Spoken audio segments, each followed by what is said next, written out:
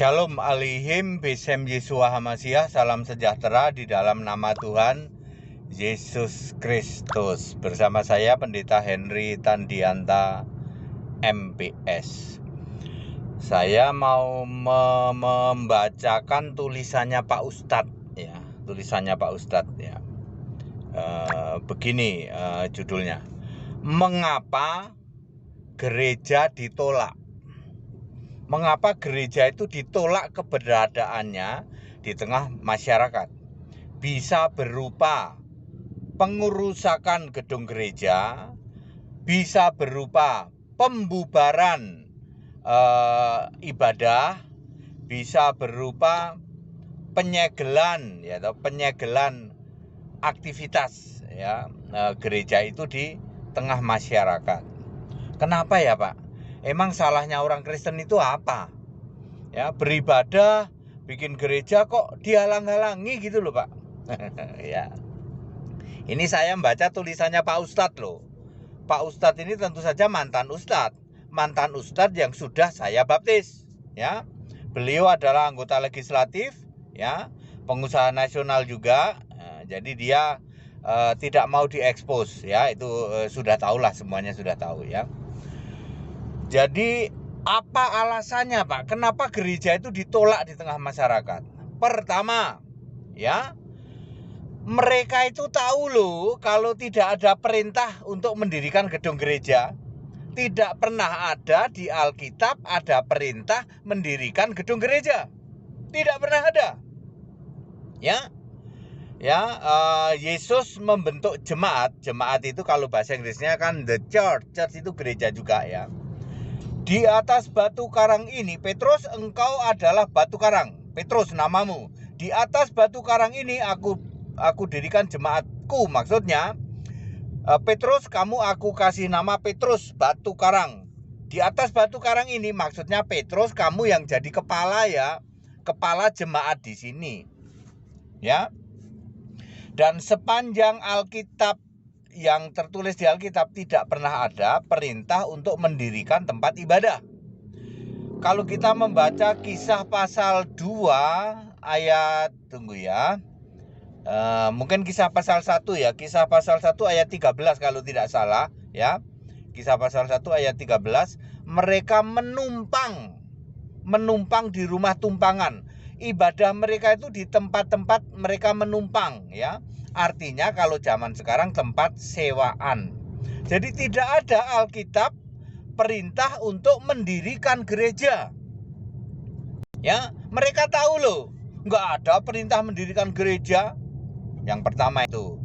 Yang kedua, ini ya, mereka itu melihat ini orang ini di gereja ini kenapa penyembah patung, ya, termasuk patung Yesus.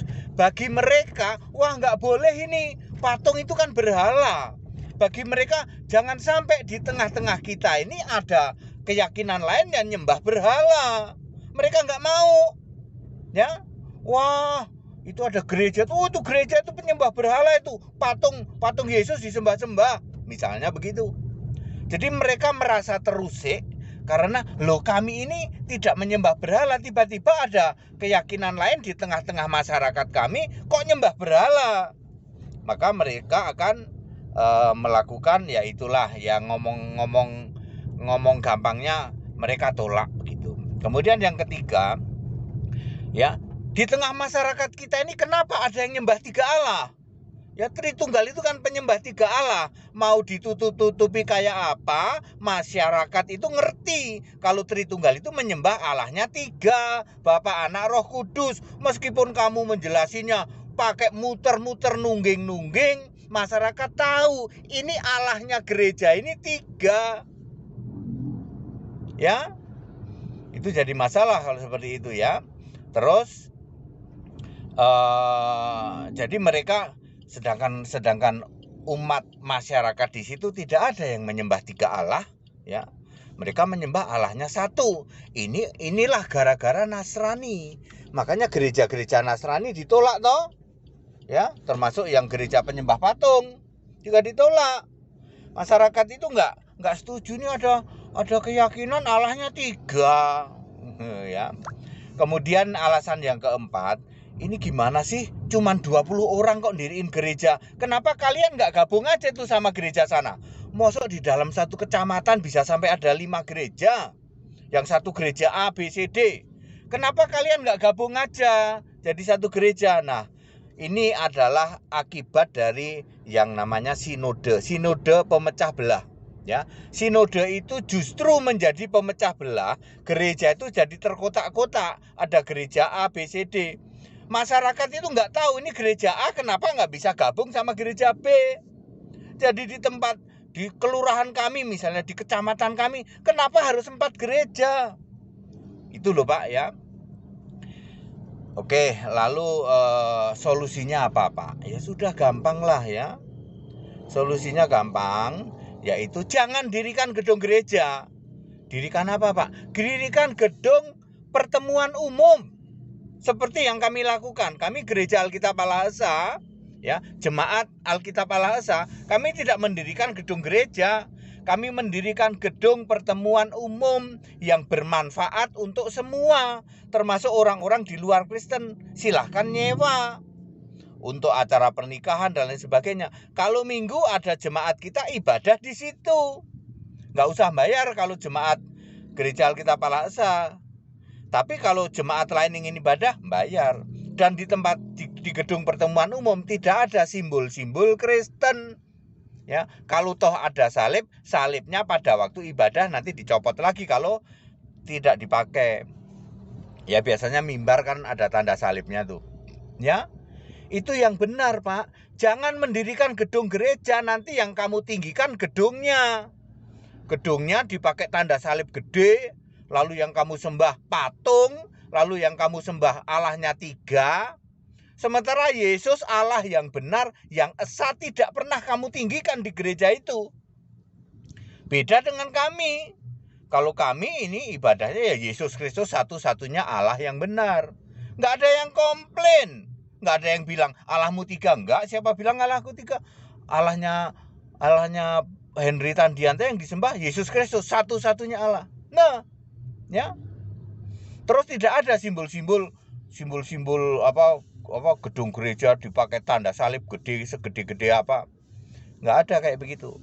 Ya. Jadi inilah ya semoga Mas Yakut, sahabatku Menteri Agama, ini bener ini Henry Tandianta ini. Ya memang bener ini. Wah, kalau gitu perlu dong Wakil Menteri Agama Kristen. Perlu Pak, dan saya siap. Siap Mas Yakut ya. Saya ingin mengembalikan kekristenan itu Alkitab.